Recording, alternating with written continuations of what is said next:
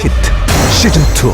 To himself, like he's actually kind of those like crazy maniac, amazing skill players who just like will laugh at his mistakes, and he's one game away from getting out of this group, the only teamless player in this tournament, but he laughs it off as we go into game number 3 on Dust Towers.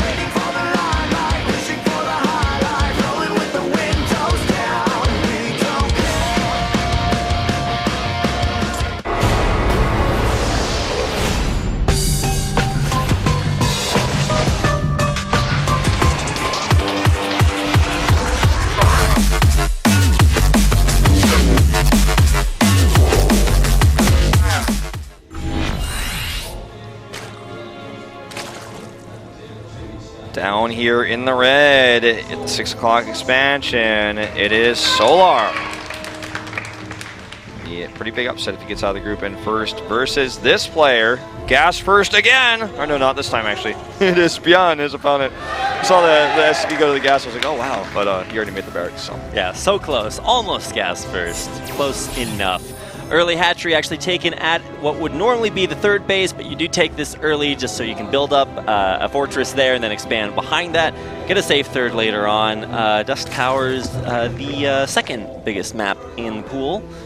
Yeah, it's huge. It's quite big. The thing about it is even like when you look at Frost, it's a 4-player map, it's a bigger map. The rust distance here is kind of like cross spawns on Frost. It's a little bit shorter, I think, but it's such a safe third that you take no matter what, that it's one of the maps that a lot of players consider to be good for defensive playstyles because aggros can really backfire because of the long rust distance by ground. Poros is the only race that can really put big hefty pressure on this map because of the warp gate mechanic. But it's just one of those things where we see players try to hit the third base, but you really have to be there before they even have it up because it sets up this like fortress, this high ground formation. And ByuN is going back to what he showed us in game number 1 with a double barracks play here. So perhaps maybe I even read the build because we don't really we spend the early game actually reading the names. I mean, it must not have been a gas first in that first game either because it's just a standard 2-racks opening here. This is going to be something that Solar needs to scout and will commit to scouting just like in game 1. But I would like to see a different response this time.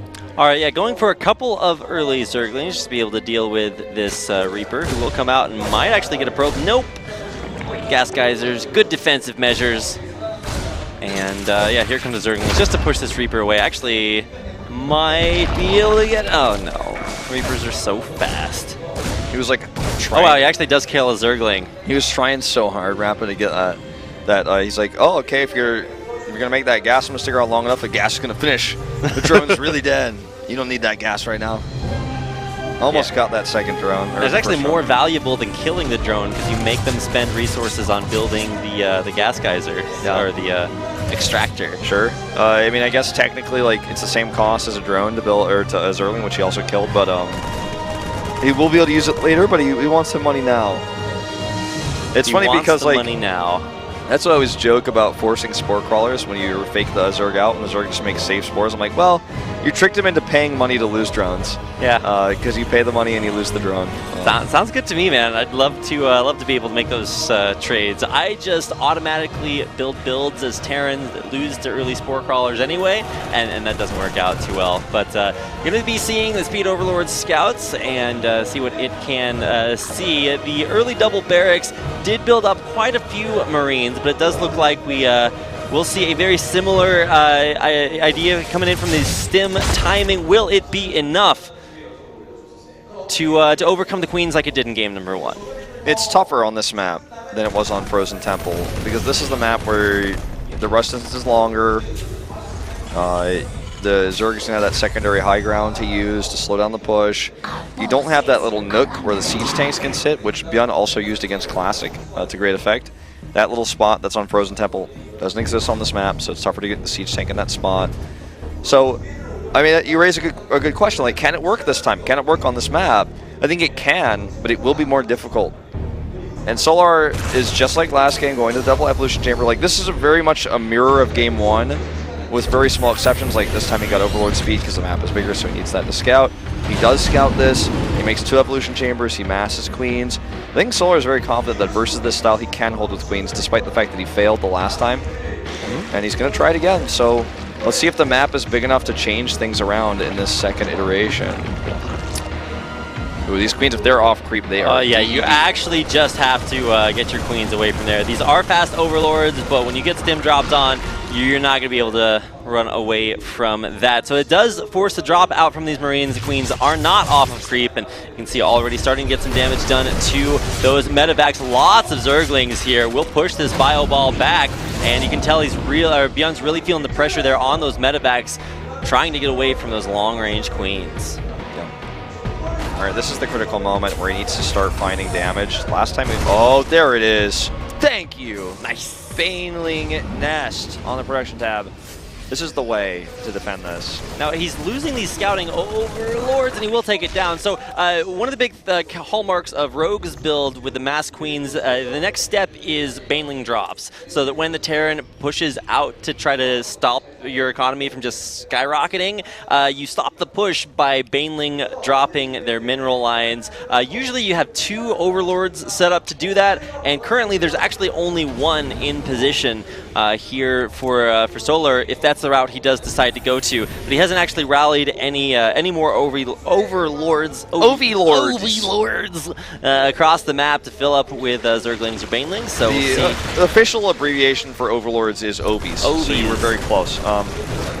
This is actually a lot of sim being cleared, but this is like, the thing is when you clear sim like this with a build like this, a lot of people are like, wow, look at all that, this is such a great build, you cleared all the creep. I'm like, no, the creep is there so that his build is weaker, because he has to do this before he can attack. So this is actually just like a time mechanism. Okay, here's the one little nook where you can put siege tanks. Widow Mine out there. It's not going to get burrowed just yet. There are perfects around the Banelings. They get targeted down Weak split there. before they hit. So great defense, but it does still push. Pushes ByuN back. I mean, that Baneling hit there was pretty decent. Like, he did target some of the Banes down, but he wasn't really fully ready there. Solar has great creep spread. He made Banelings this time. Like, last time he was trying to defend this with only Lings. You can see the difference.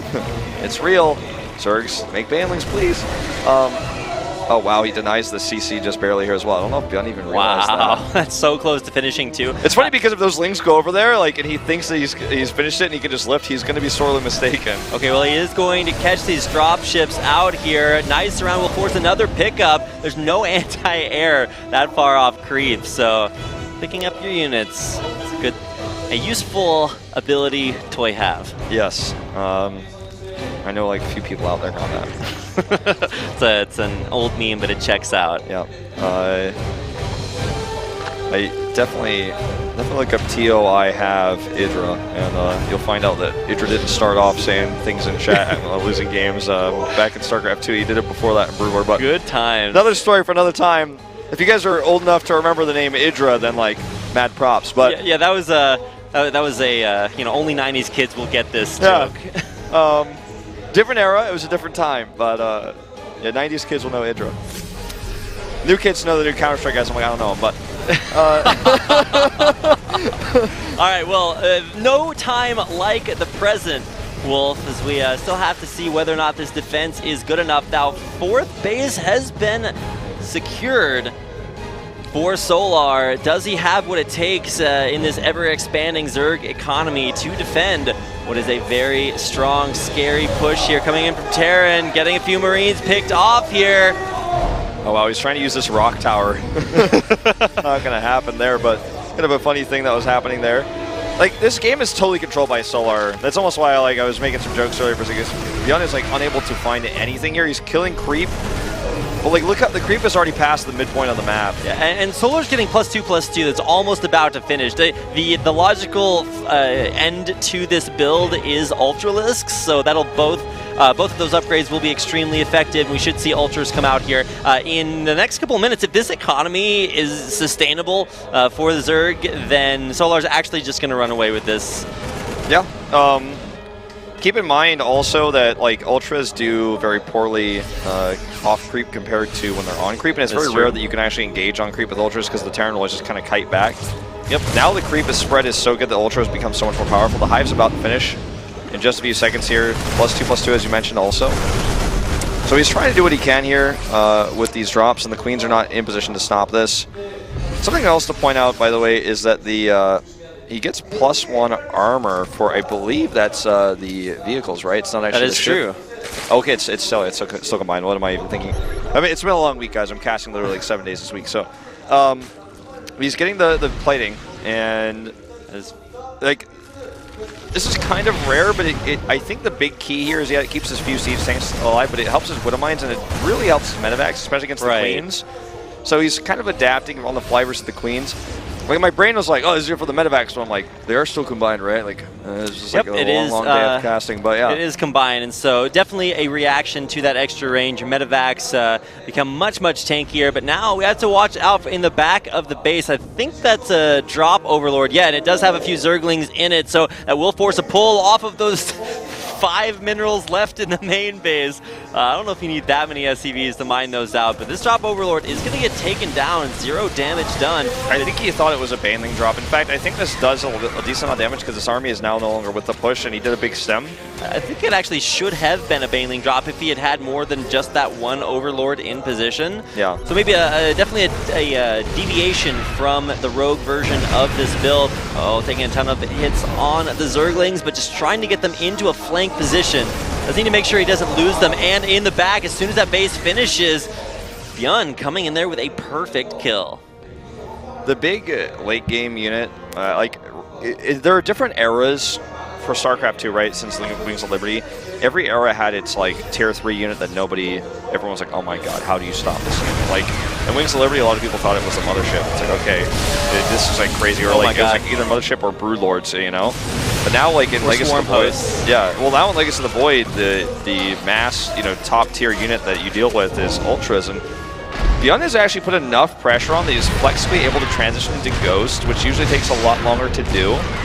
So even though he wasn't doing enough damage, and now he's to deal with this crazy unit, he has the units to deal with it that is so, it's so incredibly difficult to transition to expensive Ghosts in the late game when you're like kind of starting to lose control because of the Ultras.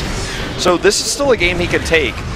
Because Solar was never doing big damage. Like, he never did that crazy run by that killed, like, a bunch of barracks or blew up a base, blew up a planetary, blew up a bunch of SCVs. It's kind of... here comes a big push in from Solar. Will catch these medevacs and tanks out. Picks up, pushes the Terran back. Still needs to hold on. Both armies completely maxed out at this point, Wolf. Yeah. Chitinous plating done, just finishing that 3rd tier armor upgrade and getting an early switch into Corruptors, which are the big way that you hold off that mass medevac count that is so effective for late game Terran. Yeah, and it could allow a transition to Broodlords later on. We'll see how this goes. +3 attack is not done yet. In fact, it's just now starting. Setting up a wall of turrets here, I do like this choice a lot. Now, if the Ghost count gets to be super duper high, one thing that's funny about Ghosts is they're not actually biological units. They can be healed by medevacs, I believe, but they have the psionic tag. So, like Banelings don't actually get extra bonus damage off on them. Usually this hatch is sniped. Like ByuN is on fire right now with his hatch sniping. But if you build enough Ghosts, like your army just kind of gets stronger. Like they are better than Marines, technically. They don't do the same DPS, but like they're going to kill Ultras, they're going to do more damage, they have their snipe ability. So this gets really cool when you get to this point where you have enough Ghosts to deal with the Ultras, because this, again, is a rare case. Very rare case. But if he builds too many Ghosts, then the Broodlord switch becomes very scary too, because he spent all of his money on that and not on like Vikings and the other answers to Broods. Does force a cancel and a rebuild there on the 1, 2, 3, 4, 5, 6 base. Yes. Now, trying to keep track. So for Zerg, you mine a lot more minerals because you're just having more bases, but that does mean you mine out your part of the map more quickly. For the Terran, you mine out each individual base more quickly, but then as the game goes on, that means that when you do take a new base, you can just over-mule it and just suck those minerals up as quickly as possible. Oh man, here's the Liberation Zone set up here. He's actually turret pushing across the map. Like, this looks very Brood War-esque in a way. And here comes the big push. Lots of creep, but you're going to have to run off of that. Widow Mines, pull back. Ghosts for the snipes, the Liberation Zones. He cannot fight here. And I think ByuN's idea is to just slowly push across the map. This looks like a foreign TVZ in a way, because like the Zerg had an advantage but never really found big damage. So he's kind of slowly taking the map, and he's like, okay, I'm just going to basically push across the map like a wall, and eventually you're going to run out of space. This is awesome. This is one way to be mobile. We are going to see this Nidus pop out, loading as many things into it as possible. I think this is a great way to counteract this big, solid push, because the Terran army is very, very immobile, especially when you have to siege everything. So if you can keep it pushed out of your base in the middle of the map, Niduses are a great way to deal with that. Because Nidus networks are like portals. I mean, you can kill this base and then come back to defend in just a second after that. Like, it's a two-way street. So this base, this planetary has to be canceled. He lives. If ByuN goes home, he loses position.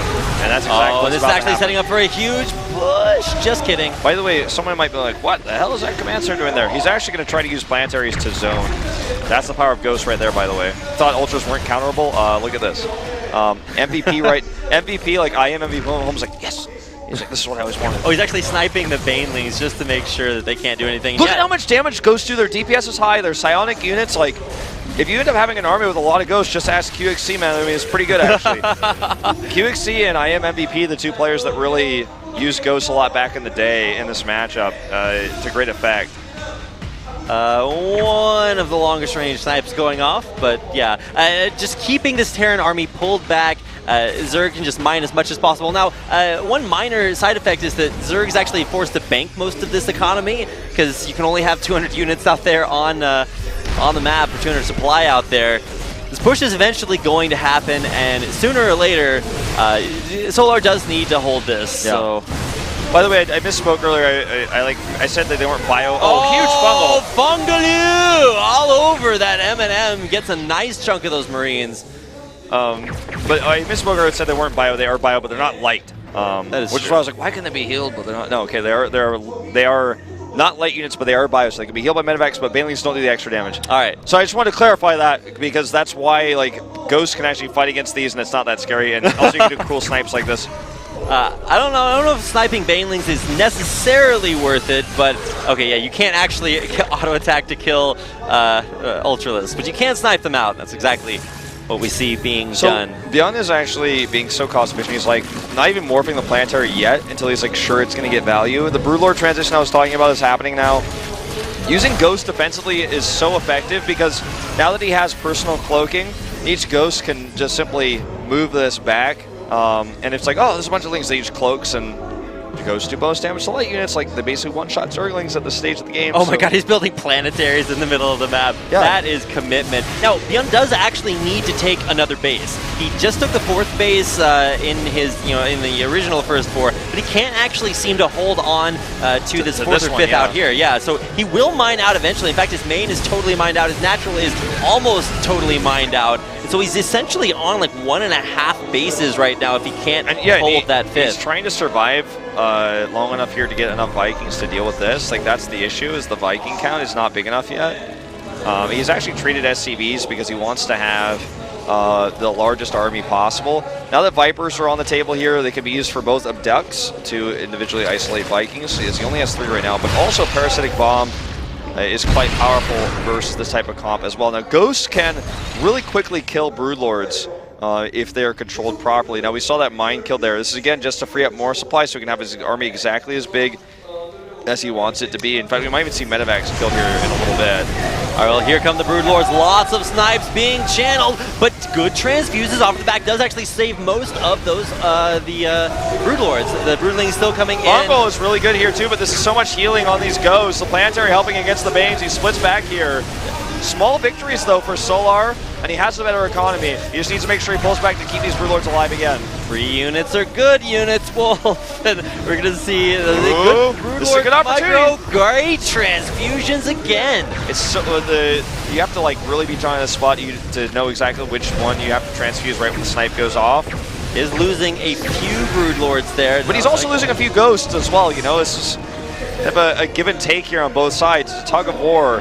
This scan is really nice because he knows there's no base down there now. So well, he's like, also okay. No Vikings, like you mentioned, that count too low to deal with these Broodlords. I mean, that's the best way to deal with them. You can see a couple just now flying on into your screen. If we actually check the units tab to see exactly how many Vikings there are out there, are 5 Vikings, which is actually very, very low at this point.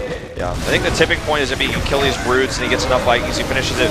But like, Vikings are almost useless versus these corruptors at this point. There's just way too many units. I'd almost rather see him make liberators at this point. You know what's really good now, Wolf? Nukes. If you can just like nuke push your way in there, I don't know. He has to survive to that point though, you know? Like, he can't afford to be, like if this was a different scenario and he had more units, like he could actually be afforded to do that, but he lost his planetary here, and that means basically he has to leave this position pretty soon, I'd say.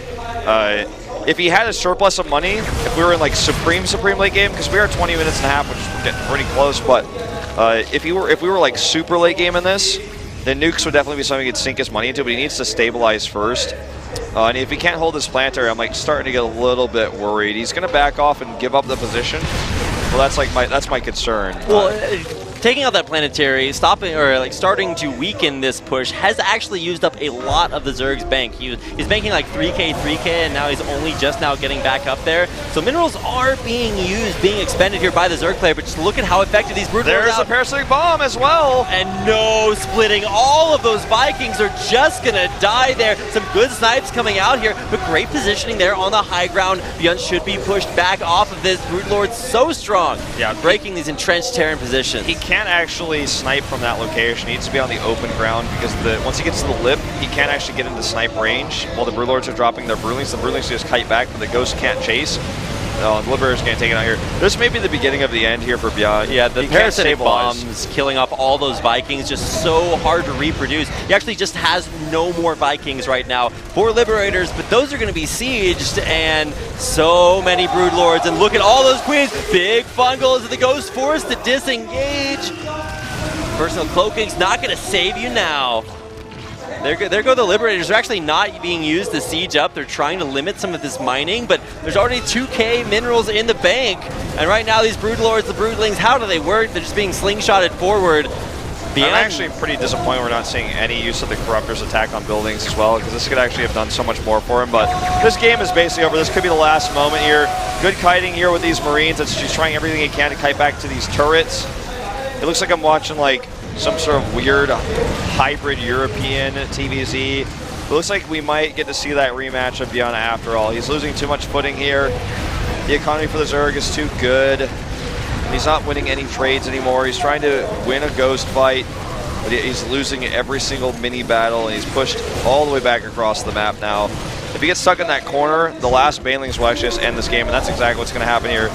Setting up to use the Broodlords to siege it first. Corruptor's flying in here. Okay, well that's not necessarily super great, but Planetary actually pretty effective. If he can stim underneath the Broodlords, that'd be great, but there's so many Banelings that it just doesn't matter. Back literally up against the wall. This is do or die for ByuN. If he can hold this position, then maybe the comeback's possible, but so many Broodlords and Corruptors. The Queen's healing everything up from below. This could be it. This could be it indeed. That should seal the deal. Solar with a huge upset will get out of Group C in first place. GG! There you go. What a great final game to end on. Very impressive play. Good crisis management there. That is what happens when you mass up Ghosts early. Oh man, two good friends as you can see. But yeah, two good friends here, but Solar advances. And this is a pretty big upset for him to get out of the group in first place. A lot of people may have expected him to get out in second behind Classic. They are the two favorites in the group. But for him to get out in first like this, pretty impressive stuff. A lot of people thought Solar versus Classic would be that winner's match. And ByuN had him on the ropes in this series. We got to learn a lot of things in that game. And it's like, when you're at that point, everything is so stressful. He's not even thinking about using the Corruptor's attack on buildings. But he still was able to win without it even. And I'm liking this late game style. But before we talk about